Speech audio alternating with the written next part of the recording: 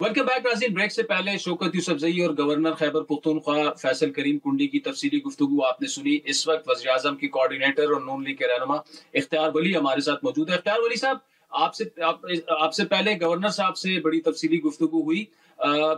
ये जो अदम एतमाद की बात है, क्या आपकी पार्टी उनके साथ है? कितना सीरियस ये एफर्ट है? क्योंकि नंबर गेम जो है वो तो बिल्कुल कतन अभी भी आपके हक में नहीं है। बिस्मिल्लाह रहमान रहीम। बहुत शुक्रिया आदिल शाहजेब साहब। देखिए, मैं आपको सबसे पहले मुस्लिम लीग नून का स्टांस बताता हूँ। मुस्लिम लीग नून जो है वो कभी भी किसी इलेक्टेड गवर्नमेंट या जो भी कोई सिस्टम चल रहा हो तो उसको गिराने का वो नहीं सोचती। इसकी माजी में मिसाल मौजूद है। जब 2013 में नवाज शरीफ साहब वजीर आजम बने थे तो मौलाना साहब ने उनको कहा था कि हम मिल के हुकूमत बना सकते हैं, लेकिन उन्होंने कहा कि नहीं, खैबर पख्तूनख्वा के लोगों ने मैंडेट दिया है जिस पार्टी को, लेट देम, उनको बनाने दें हुकूमत। और उन्होंने उनकी उस ऑफर को टर्न डाउन किया। मेरे ख्याल पे वो शायद एक फैसला था जिसका हमने बड़ी कीमत अदा की। लेकिन इस वक्त भी मुस्लिम लीग नून के जो मरकजी क़यादत है वो ये समझते हैं कि अगर हुकूमत इनकी चल रही है तो चलने दें, जो चलती दिखाई नहीं दे रही है। अली अमीन की अपनी कुर्सी वो इस वक्त 3 टांगों पे खड़ी है। पाकिस्तान तहरीक इंसाफ वाज़े किस्म के 3 धड़ों में तकसीम हो चुकी है और उसमें से कोई एक धड़ा ऐसा है जो सिर्फ इमरान खान की सुनता है, एक धड़ा ऐसा है जो इमरान खान और अली अमीन दोनों के साथ चल रहा है, लेकिन एक धड़ा ऐसा भी है जो इमरान खान की पॉलिसियों से और अली अमीन की लोकल पॉलिसियाँ दोनों से नाला है। इसमें कोई भी अगर एक फिक्शन भी साइड पे हुआ तो अली अमीन की कुर्सी उसी वक्त गिर जाएगी। वो जब गिरेगी तो उसके बाद फिर हमारी तैयारी मुकम्मल है। जो नंबर गेम आप बता रहे हैं कि जो इसमें डिफरेंस है तकरीबन कोई 20 लोगों का, तो इंशाल्लाह वो फिर पूरा करना मुश्किल नहीं होगा, वो फिर अचीव किया जा सकता है। और जो हमारा फिर जमहूरी किरदार होगा सूबे में, वो फिर हम भरपूर सियासी किरदार अपना हम अदा करेंगे। अच्छा, आपके जवाब से तो ये लग रहा है कि अभी तक आपकी क़यादत ने आपको कोई ग्रीन सिग्नल नहीं दिया। देखिए, अगर अदम एतमाद वाकई आपने लानी है तो आपको तो आज़ाद अरकान को आगे पीछे कन्विंस करना पड़ेगा। पूरा एक ये मिशन है, तो इसका मतलब ये है कि अभी तक आपको अपनी क़यादत की तरफ से कोई हाँ में जवाब नहीं आया। अच्छा, इसको let's make it this way कि हमारे लिए ये मिशन नहीं है, लेकिन हमारी नज़र ज़रूर है कि तेल देखो और तेल की धार देखो, हालात देखो किस तरफ जाते हैं, क्या पोजीशन बनती है, क्या सिचुएशन बनती है। हमें लग रहा है कि अली अमीन साहब जो हैं वो अपनी कुर्सी ज़्यादा खुद संभाल नहीं, वो अपने बोझ से गिरने वाले हैं। वो गिरेंगे तो सबसे पहले हमें अपना हाउस इन ऑर्डर करना है। हमारा हाउस क्या है?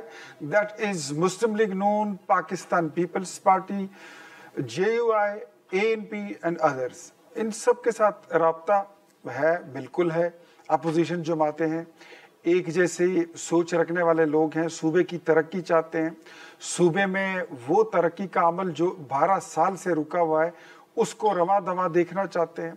आप देख रहे हैं कि पैसे हैं कि वफाक से ये लिए जा रहे हैं और वो कहीं वहाँ पर न्यूली मर्ज डिस्ट्रिक्ट जो कबायली अजला हैं उसमें लगते कहीं दिखाई नहीं दे रहे। कोई स्कूल नहीं बनता, कोई यूनिवर्सिटी नहीं बनी 12 सालों में, कोई सड़क तो बड़ी दूर की बात है, एक BHU तक नहीं बनी। और पैसे हैं कि ये मांगे जा रहे हैं। वॉर अगेंस्ट टेरर में इनको पैसे दो, 500-600 अरब रुपया बहुत बड़ी चीज होती है। काबिल वसूल महासिल इस सूबे के टोटल इनके पास 129 अरब रुपए होते हैं हर साल। 500-600 अरब रुपया वॉर अगेंस्ट टेरर में दिया, उसका कोई हिसाब ही नहीं है। तो मतलब पैसे या इनकी जेबों में चले जाते हैं या फिर चलो इस्लामाबाद चलो लाहौर चलो, डी चौक पे हमला करना है, रेड जोन में दाखिल होना है, रेंजर्स पे हमला करना है, पुलिस वालों को मारना है, कैदी को छुड़ाने के लिए लश्कर तैयार करना है। तो ये सारी चीज़ें हैं और इस पे हमारी नज़र भी है। तो हमारा सबसे पहले अपना हाउस इन ऑर्डर करना था, वो इन ऑर्डर हो चुका है। हाँ, जहाँ तक फिक्शंस की बात है तो मेरे ख्याल में हमारी एक्टिविटी का उनको भी पता है और उनकी एक्टिविटी का हमें भी पता है और कुछ राब्ते भी हुए हैं, ज़रूर है किसी लेवल पर।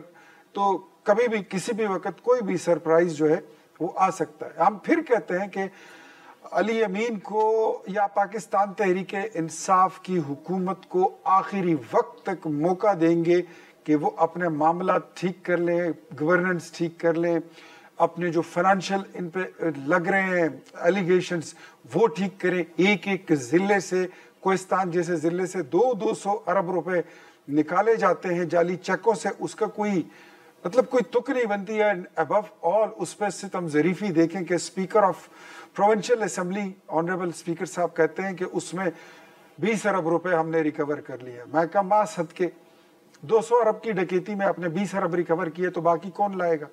तो ये सारी चीज़ें आपके सामने है, कौम के भी सामने है। हम अपनी सियासी और जमहूरी और जो आईनी जिम्मेदारी होगी उससे कभी भी हम गाफिल नहीं रहेंगे, वो हम फिर इंशाल्लाह पूरी करेंगे। बट लेट द टाइम कम। अच्छा, इसका मतलब ये है जो आपके जवाब से मैं अखज़ कर पाया हूँ कि सिर्फ गवर्नर साहब के बयानात ही हैं और केपी की जो अपोजिशन जमातें हैं उन्होंने बाकायदा बैठकर इस पर कोई मशवरा या बैठक नहीं की अदम एतमाद पर। नहीं, इस ज़मन में गवर्नर साहब से बात हुई थी पाकिस्तान पीपल्स पार्टी के मुतालिक और एमल वली खान साहब से भी बात हो गई है। प्राइम मिनिस्टर ने उनके साथ मुलाकात की है और इसके अलावा कह लें कि दीगर जमातों से भी राब्ते हो चुके हैं। जो प्रिलिमिनरी जिस तरह तैयारी जिसको आप कह सकते हैं तो या मतलब इस पे जो सेर हासिल गुफ्तगू हो सकती है, मानी खेज गुफ्तगू, वो हो चुकी है। बट अब मुनासिब मौका मौका हम देंगे आखिरी वक्त तक कि ये अपने मामला ठीक कर लें। ये देखें ऐसे नहीं चलता ना कि गवर्नमेंट, फेडरल गवर्नमेंट एक पॉलिसी बनाए और आप उसके अगेंस्ट चलें। फॉरेन पॉलिसी हम एक बनाए और आप कोई और बनाएं।